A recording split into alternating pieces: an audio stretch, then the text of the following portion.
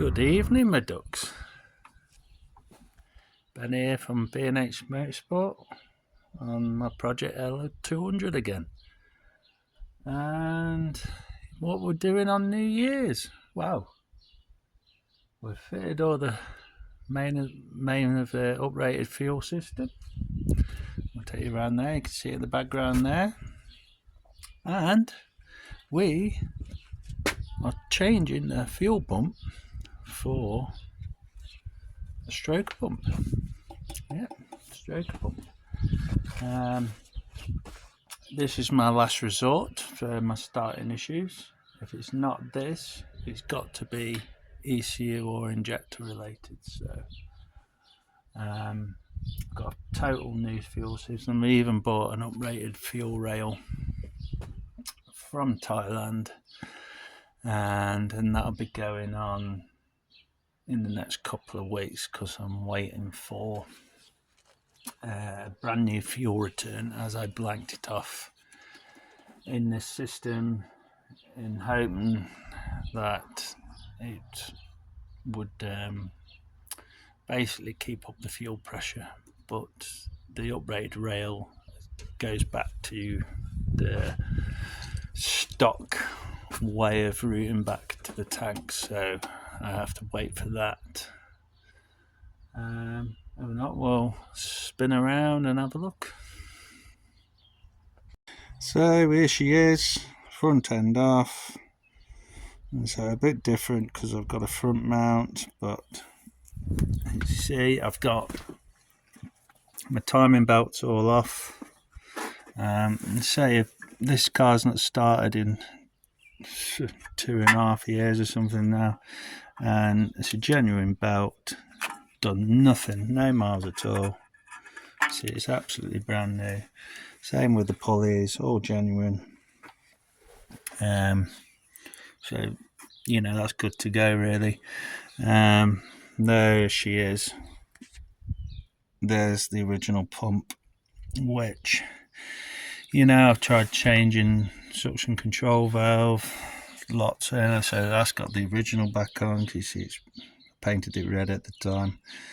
I doubt it is that because it was running fine before, but I'm just trying to iron out any problems with it since I uprated the injector nozzles. So you can see there my fuel rail in the end there, where you see my finger, if you can, excuse me, that is a blanking, they call it a brick in the diesel tuning world, and it's basically a plug where the safety valve sits.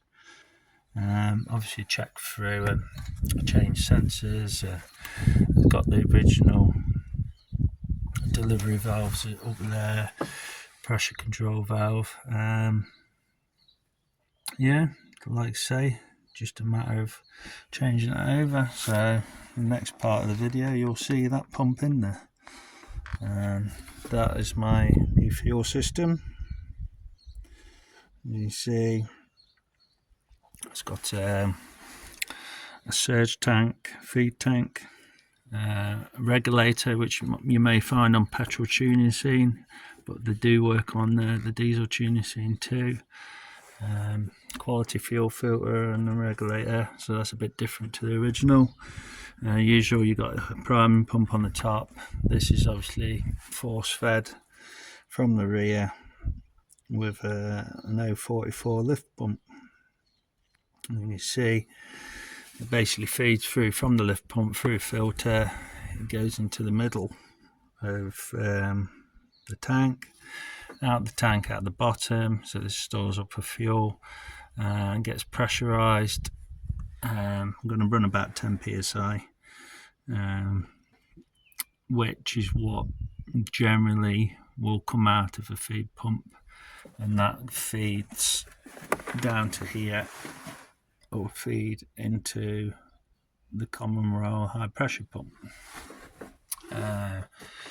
You've got then return wise, you've got any excess pressure off the regulator goes to return.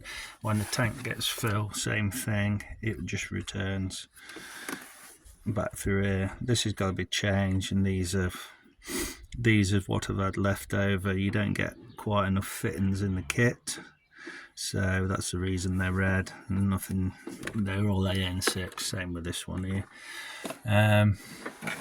You can see back at the down the back there.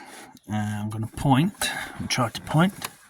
There is the fuel rail return, and that's where it all links to, off the back of the fuel rail, off the injectors, and it comes out there and goes straight back to tank usually. Now you might think, oh well, I've got too many lines or whatever, or T's.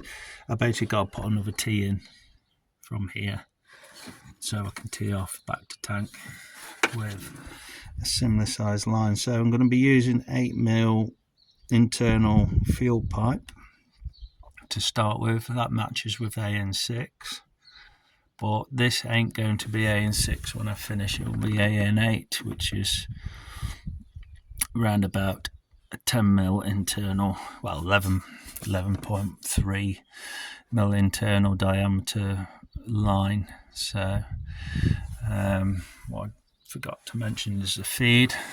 You can see there I've got the feed coming in from the tank, and this is actually used to fit around here feeding the pump, but what I've done, I've manipulated it to fit back on that bracket, and it just feeds into here now on a barb AN6 fitting, but it should all be changed for steel braided line. So that's an overview of it anyway. I won't be putting the rail in to start with, because I see how this rail goes. If that doesn't start, I might put the rail in, but I can't run the modified rail until I get the proper line. It's basically a banjo bolt on the safety valve, and it goes into the line, but since then, I don't know if you can see it, it's actually braced shut there, and that's where I cut it off. So hope you enjoy that. Thanks for watching. On to the next one. So here's the pump side by side. You can see it's got a much larger suction control valve, and if we turn on the back, there's not much difference between them, other than maybe the back cover's a little different, I don't know. You can see BYP Thailand, the top cover, can't see any difference really. The plugs are the same, I think. Front end and front end. See, it's all looking good. So I'll be firing that in the next few minutes. Right, this is the fuel system in operation. Pumps whirring away. Lines go underneath the car.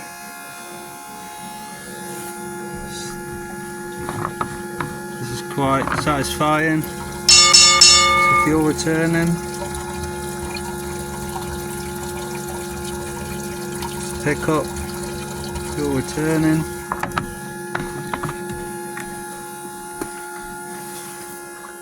This is my final layout. As we've got fuel coming in, fill in my surge tank. Comes out the bottom,